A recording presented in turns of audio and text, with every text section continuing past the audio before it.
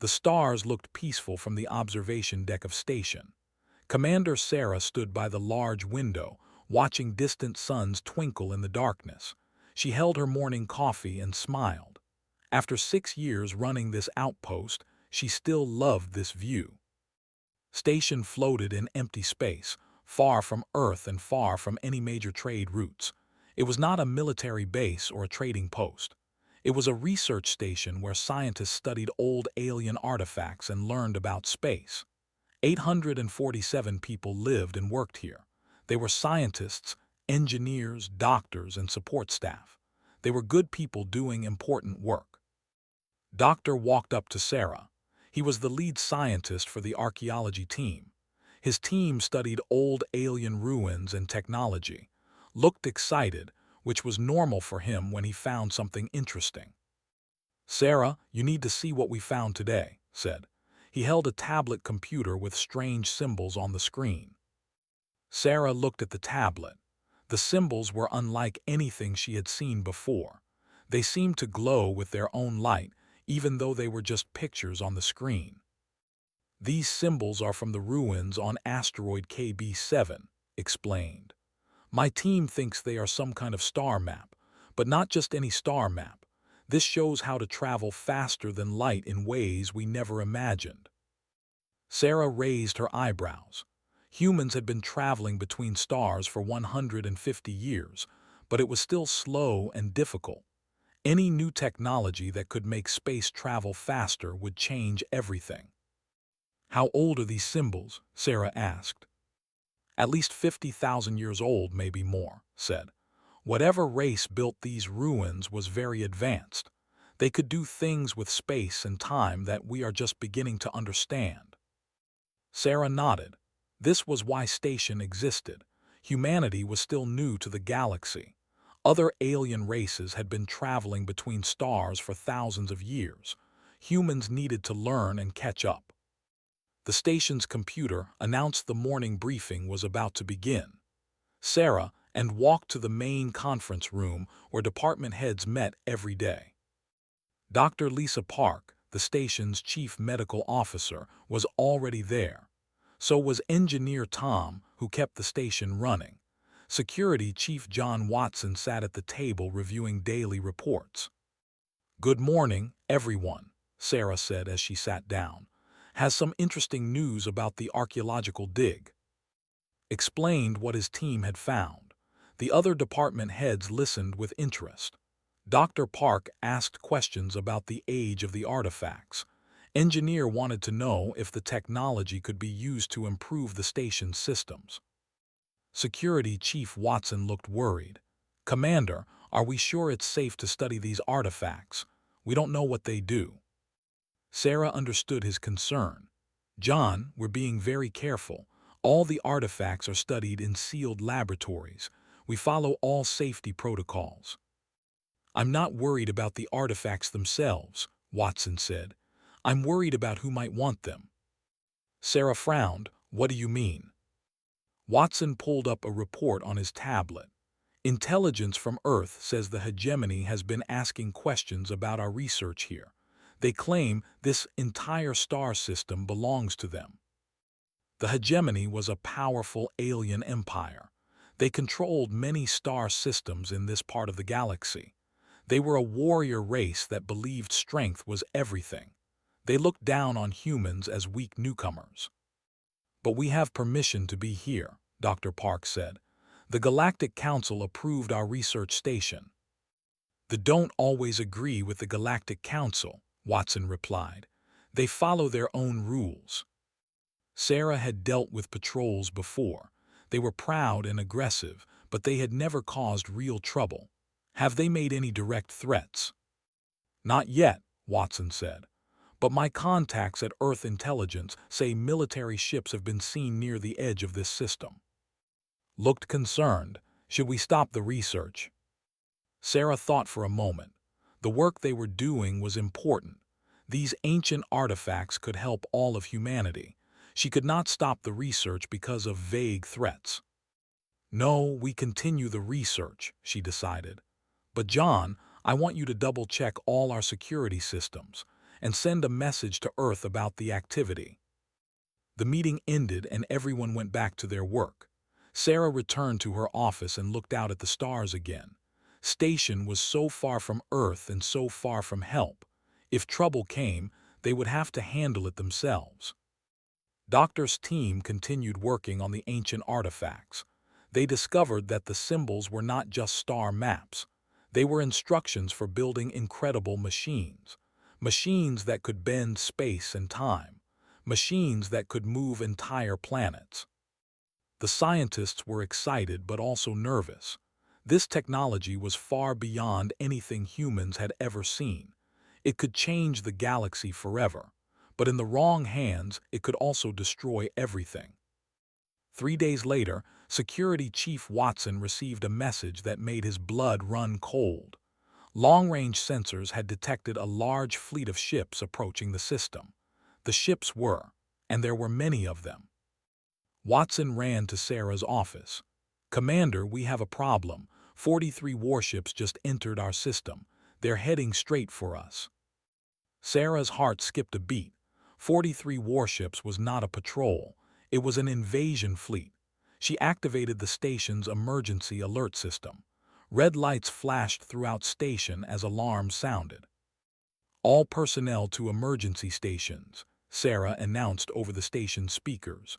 "This is not a drill. Prepare for possible hostile contact." The scientists and engineers stopped their work and moved to safe areas inside the station. Some people were scared, but they followed their training. They had practiced for emergencies many times.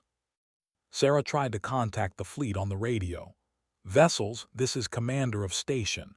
Please state your intentions." The reply came quickly. The voice was cold and full of anger. "Human insects, you have defiled sacred ground.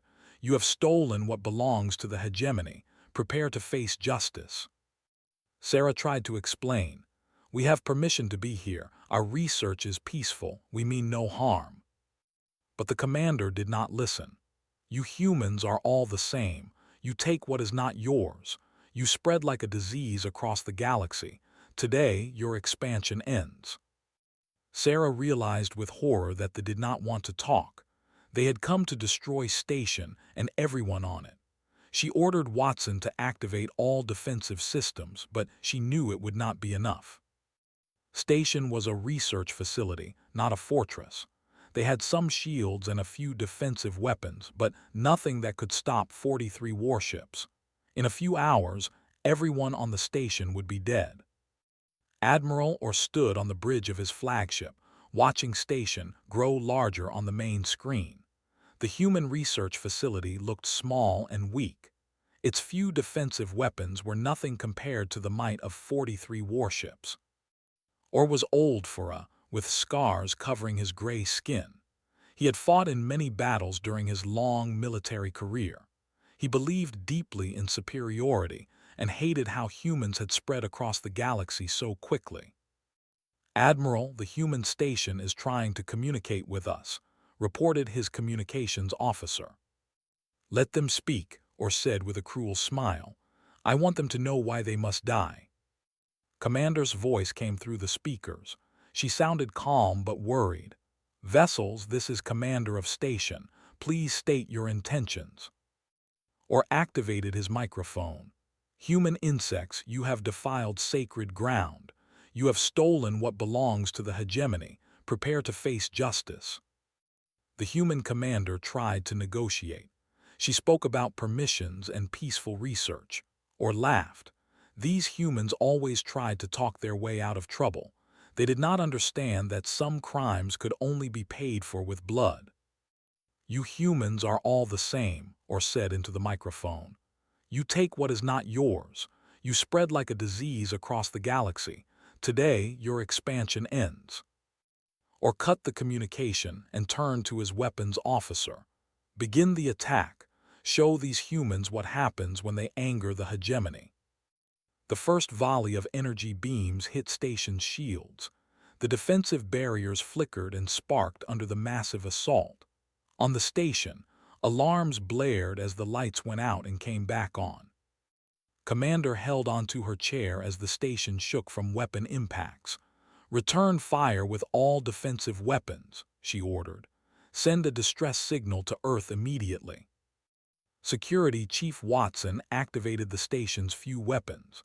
Laser cannons and missile launchers fired at the attacking fleet, but the weapons were designed to destroy asteroids, not warships. The shots bounced harmlessly off the shields.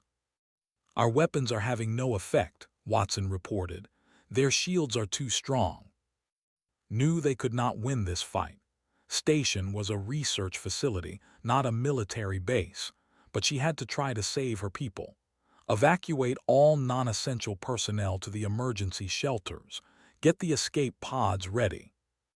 Doctor ran into the command center carrying a data storage device. "Commander, I've all our research data. If we're going to die, at least our discoveries can survive." Took the device and handed it to Watson.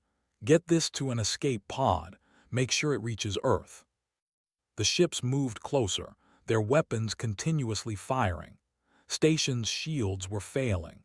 Cracks appeared in the outer hull as atmosphere began to leak into space. Admiral Orr watched the battle with satisfaction. The human station was breaking apart under his fleet's firepower. Soon it would be completely destroyed, and the galaxy would know that the hegemony would not tolerate human expansion. "Admiral, shall we accept their surrender when they offer it?" asked his first officer. "There will be no surrender," Orr replied. "These humans must die as an example to others. Show the galaxy what happens to those who steal from us." On station, the situation grew desperate. The shields collapsed completely, and enemy fire began hitting the hull directly. Explosions echoed through the corridors as sections of the station lost power. Dr. Park tried to help injured personnel in the medical bay. The lights flickered as another explosion shook the station. She knew they did not have much time left. Engineer worked frantically to keep the station's life support systems running. But with each hit from enemy weapons, more systems failed. The station was dying around them. "Commander," Watson said, his voice heavy with sorrow, "the escape pods have been destroyed. They are targeting them specifically. No one is getting off this station." Felt a cold shock of realization. They were not just trying to destroy the station. They were trying to murder everyone aboard. This was not a military action. It was genocide. "They're going to kill us all," Doctor said quietly. Activated the station's quantum communicator. This device could send messages instantly across vast distances using quantum entanglement. It was only used for the most important communications because it consumed enormous amounts of power. "This is our last chance," she told Watson. "Help me send a message to Earth." Watson worked to boost the communicator's power while recorded her final message. Explosions continued around them as the station fell apart. "Earth Command, this is Station," spoke into the communicator. "We are under attack by forces, 43 warships. They refuse to accept surrender. They are murdering civilians." She paused as another explosion shook the station. "No survivors expected. The say this is to stop human expansion. They want to send a message to the galaxy." Looked at her crew one last time. These were good people who had come to space to learn and discover new things. They did not deserve to die like this. "Remember us," she said into the communicator. "Remember what they did here. Make them pay." The quantum exploded as enemy fire hit the communications array. The message was sent, but did not know if Earth had received it. Admiral Orr ordered his boarding parties to attack. Soldiers in power armor flew through space and cut their way into the dying station. They moved through the corridors, killing anyone they found. Doctor tried to hide in his laboratory with some research data. Soldiers found him and shot him without hesitation. Dr. Park died trying to protect wounded patients in the medical bay. Engineer was killed while trying to restore power to the emergency systems. Commander made her last stand in the command center. She held a pistol and fired at the soldiers who broke down the door, but their armor was too strong. They killed her quickly and moved on to find other survivors. The slaughter continued for 2 hours until every human on station was dead. They planted explosives throughout the facility and to their ships. Admiral or watched as station exploded in a brilliant flash of light. 847 humans had died, and their research was destroyed. The ancient artifacts that had brought them here were lost in the explosion. Send a message to human space, or ordered his communications officer. Tell them what happened here. Let them know that the hegemony will not tolerate any more human expansion. This is what awaits any human who dares to challenge us. The message was transmitted across space to human colonies and military bases. It contained video of the attack and recordings of soldiers killing unarmed civilians. The message ended with Admiral or speaking directly to the camera. "Let this be a lesson to all humans," he said. "Your kind lacks the strength to challenge true warriors. Stay in your own systems or face the same fate as these fools." The fleet departed the system, leaving behind only wreckage and the bodies of the dead. Admiral Orr was proud of his victory. He had shown the galaxy that the hegemony was still strong. But the Admiral had made a terrible mistake. He did not understand humans as well as he thought. He believed they were weak because they preferred peace to war. He thought they would be frightened by his display of power. He was wrong. The message he sent to human space would not frighten them. Instead, it would awaken something dark and terrible that had been sleeping in the human soul, something that would make him regret he had ever heard the word human. The quantum message from station reached Earth at 14:32 Greenwich Mean Time on a Tuesday afternoon. Admiral Elizabeth was eating lunch in her office when her communication system activated with the highest priority alert code. Was the head of Earth's Sol Defense Command. She was a tall woman with gray hair and serious eyes. She had spent 40 years in Earth's military, fighting in the colony wars and building humanity's defenses. She had seen many terrible things, but nothing had prepared her for Commander's final message. "Earth Command, this is Station. We are under attack by forces, 43 warships. They refuse to accept surrender. They are murdering civilians, no survivors expected. The say this is to stop human expansion. They want to send a message to the galaxy. Remember us. Remember what they did here. Make them pay." Listen to the message 3 times. Each time her anger grew stronger. 847 civilians had been murdered. Scientists, engineers, doctors, and support staff. Good people who had never hurt anyone. Immediately activated the emergency protocol. Within 30 minutes, the Terran Defense Council was assembled in the most secure conference room on Earth. President Maria Martinez arrived with her security team. General Robert, head of Earth's ground forces, flew in from his base on the Moon. Director James Park of Earth Intelligence brought classified files about the hegemony. "Ladies and," President Martinez began, "we face the worst attack on human civilians since the end of the colony wars. 847 people are dead. The attackers have made it clear this was intended as a message to stop human expansion." Admiral played the recording from station. The room fell silent as they listened to Commander's final words. Several people looked angry, others looked sad. All of them looked determined. "Do we know if this was an official action by the government?" asked General. Director Park consulted his files. The attack was led by Admiral Orr, one of their most senior commanders. Intelligence suggests he had approval from the High Command. This was not the action of a rogue officer. President Martinez looked around the table. "What are our options for response?" "We could file a complaint with the Galactic Council," suggested the foreign minister. "Demand justice through diplomatic channels." Admiral shook her head. "The Galactic Council moves slowly. Even if they find the guilty, the punishment would be minor, a fine or trade restrictions at most." "What about a military response?" asked General. We could attack military targets. Director Park pulled up star charts showing space. The hegemony controls 15 star systems with a total population of over 60 billion. Their military is large and experienced. A conventional war would last years and cost millions of lives. President Martinez frowned. These options were not enough. They had committed genocide against human civilians. They deserved a response that matched the scale of their crime.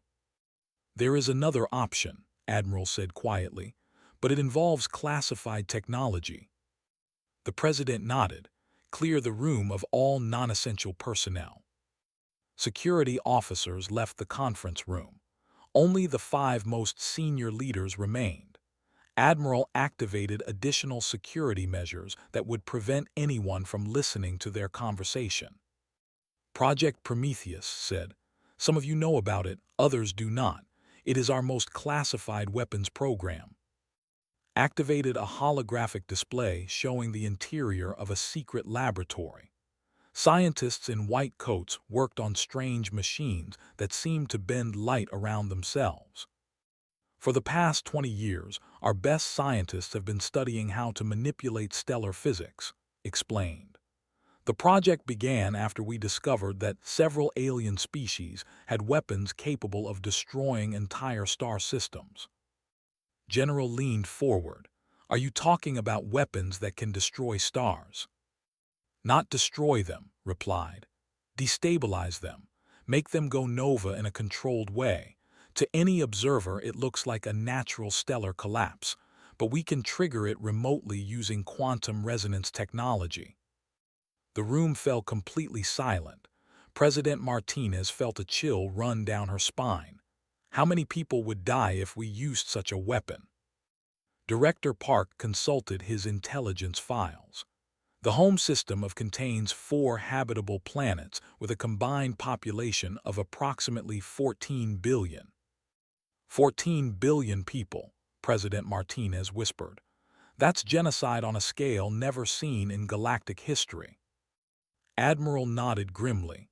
That's why this technology has remained classified. It's not a weapon to be used lightly, but they have crossed a line. They murdered our civilians to send a message. Maybe it's time we sent a message of our own. The foreign minister looked horrified. We can't seriously be considering this. The galaxy would never forgive us. The galaxy doesn't need to know it was us, replied. The weapon leaves no evidence. The star will simply go nova. Everyone will assume it was a natural disaster. President Martinez thought about the 847 people who had died at station. She thought about Commander's final message asking Earth to remember them. She thought about Admiral Orr's arrogant threat to all of humanity.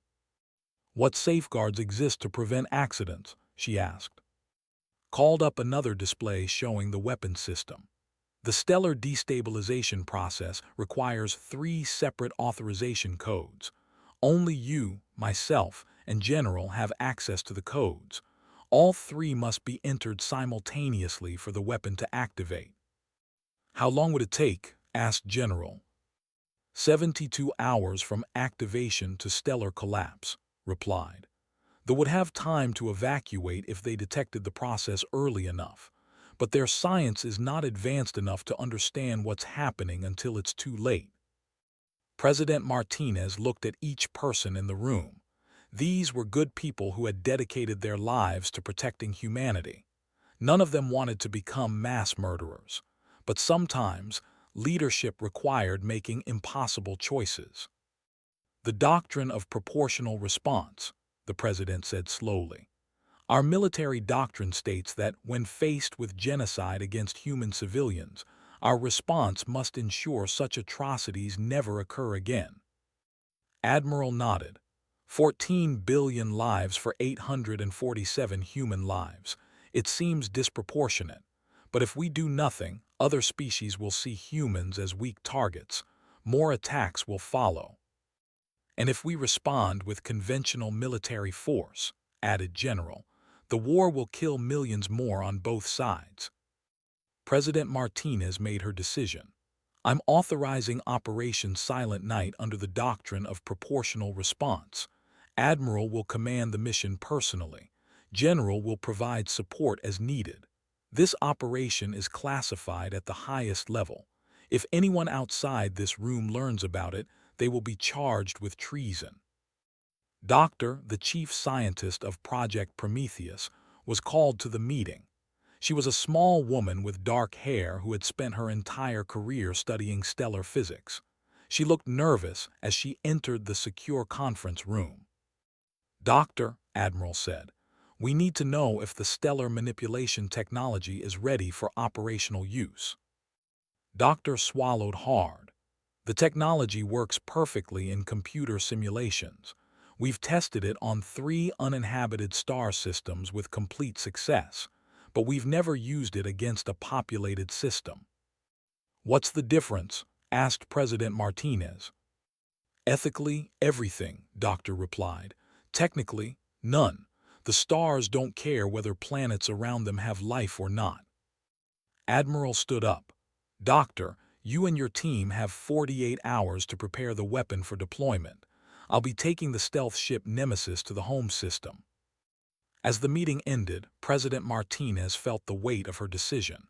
In 72 hours, 14 billion people would be dead. The galaxy would never know that humans were responsible, but she would know. They all would know. But Commander's final words echoed in her mind. Make them pay. Today, humanity would make them pay in full. 3 weeks later, the stealth ship Nemesis drifted silently through the outer edge of the star system. Admiral Elizabeth stood on the bridge, watching the home world grow larger on the main screen. From this distance, the planet looked beautiful. Blue oceans, white clouds, and green continents. It was hard to believe that in 72 hours, all life on that world would be dead. The Nemesis was one of only 3 ships of its kind in the entire human fleet. It used quantum phase technology that made it invisible to all known forms of detection. The ship could pass through enemy space without being seen, heard, or detected in any way. Captain Sarah commanded the ship while Admiral oversaw the mission, was one of the best stealth ship pilots in the human military. She had successfully completed dozens of intelligence missions behind enemy lines. "Admiral, we're approaching the deployment zone," Captain reported. "All systems show green. They have no idea we're here." Doctor worked at a science station, monitoring the quantum resonance devices that would destroy the star. She had not slept well in 3 weeks. Every time she closed her eyes, she saw the faces of 14 billion people who would die because of her technology. "Doctor, are the resonance nodes ready for deployment?" Admiral asked. Doctor checked her instruments. "All 12 nodes are online and ready. Once we place them at the calculated positions around the star, the destabilization process can begin." The quantum resonance nodes were small devices, each about the size of a coffee cup, but they contained technology that could manipulate the fundamental forces that kept a star stable. When activated together, they would create a cascade reaction that would make the star explode. Lieutenant Commander David operated the deployment system. He was young but experienced, having served on stealth missions for 5 years. He tried not to think about what these devices would do. "Deploying Node 1, reported. The first device was launched from the ship's cargo bay. It flew silently toward its position near the star, using its own small engines to reach the exact location calculated by Doctor's team. One by one, the other 11 nodes were deployed.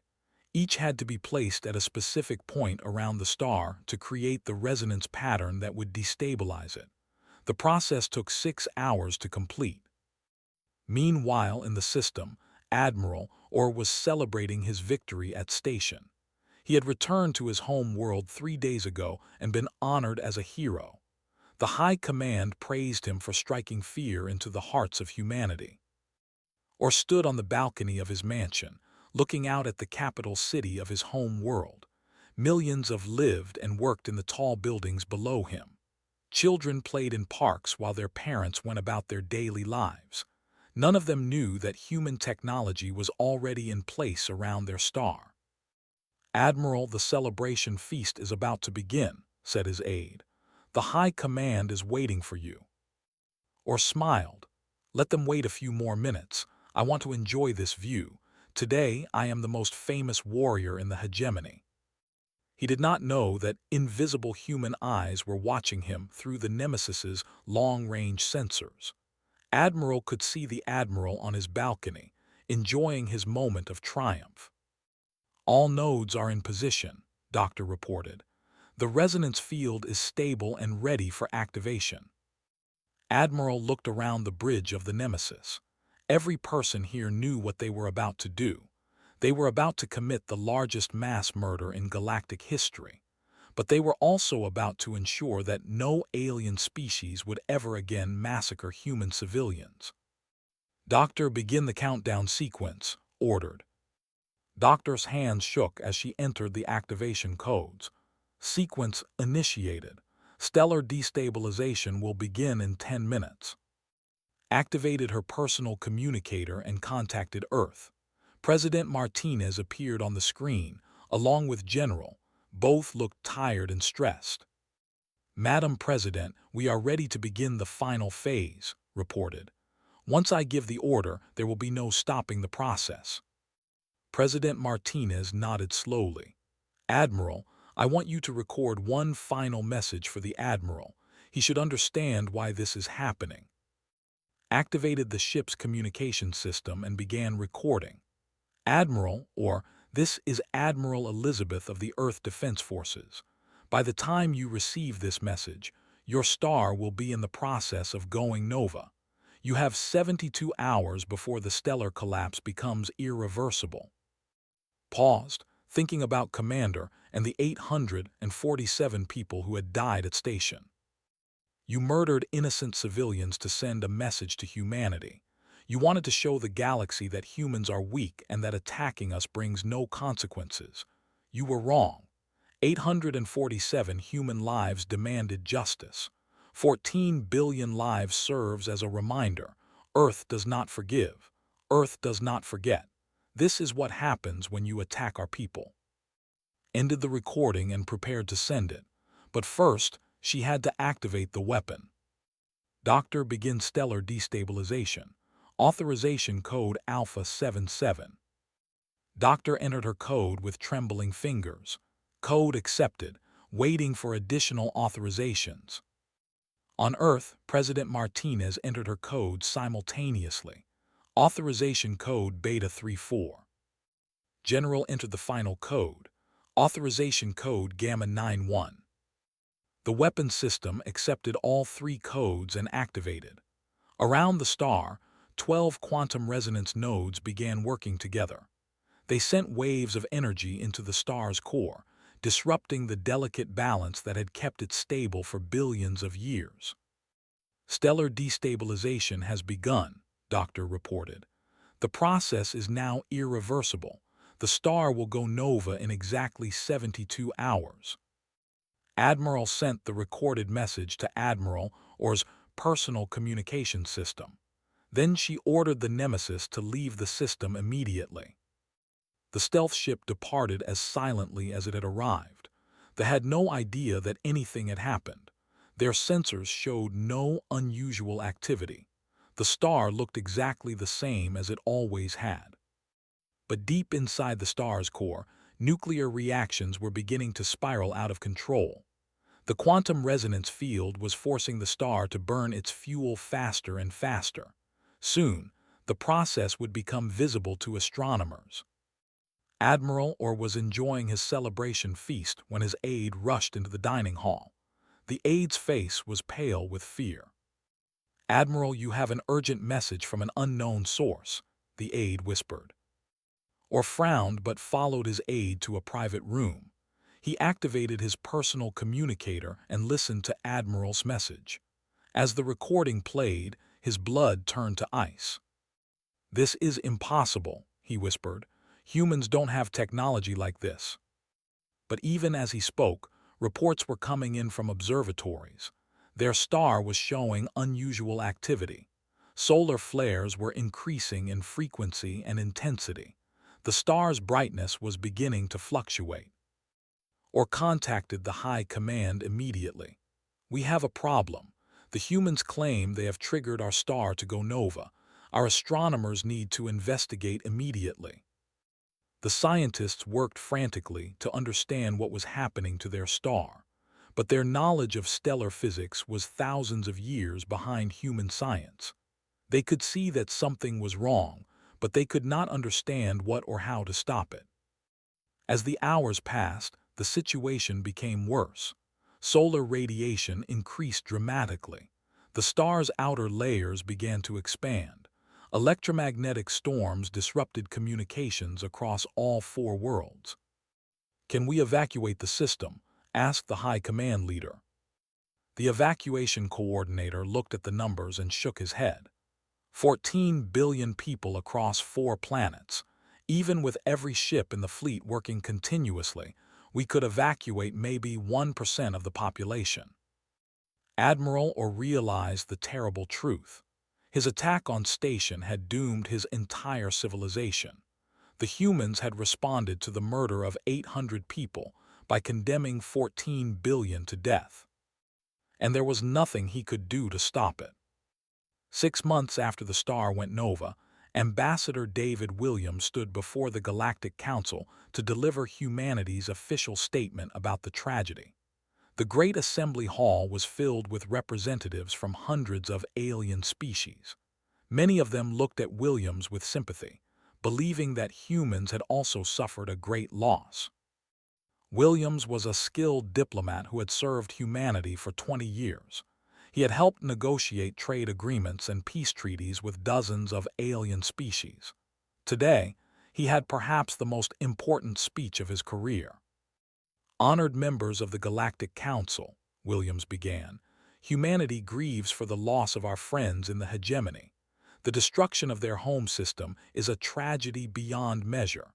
14 billion lives lost to the cruel forces of nature." The alien delegates nodded sadly.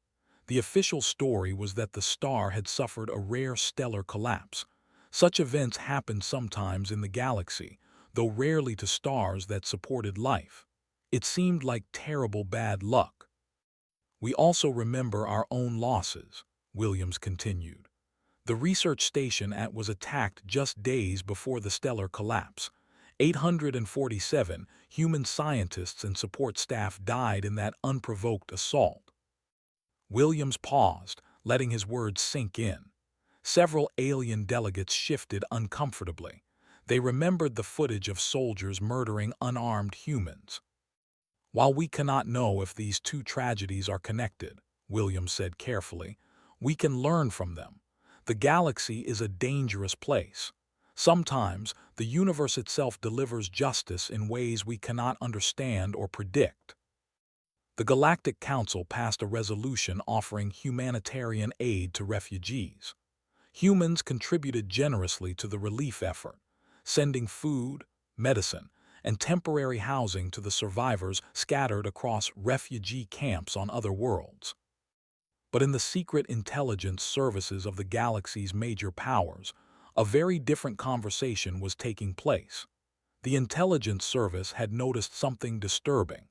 In the past 10 years, 3 other species that had attacked human settlements had suffered similar natural disasters.